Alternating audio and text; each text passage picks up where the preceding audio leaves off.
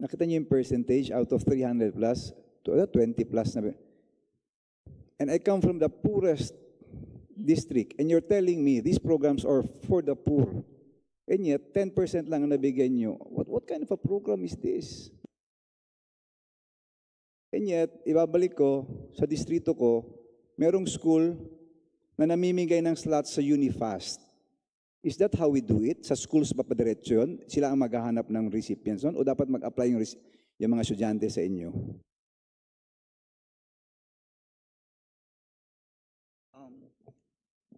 No, Madam Chair. The process is that it is the legislators that should submit grantees, Madam Chair, to, with respect to TDP, it is the legislators that should submit the names of the grantees from the respective district, Madam Chair.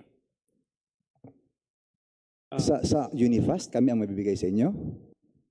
Correction. Can I interject?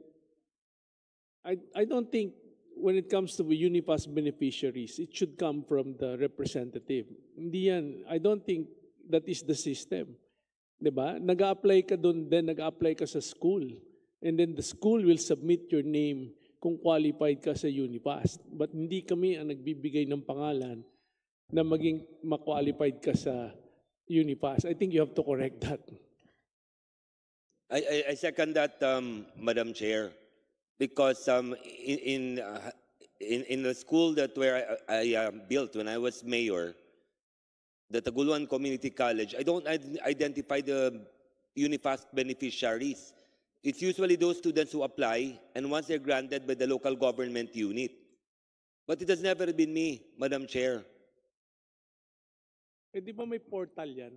Madam Chair, the reason why I'm raising that is because in my district, this guy who are giving away slots, ang iba doon sa mga estudyante na sinasabit niya, 40 plus na. Ang iba doon, hindi na pumapasok.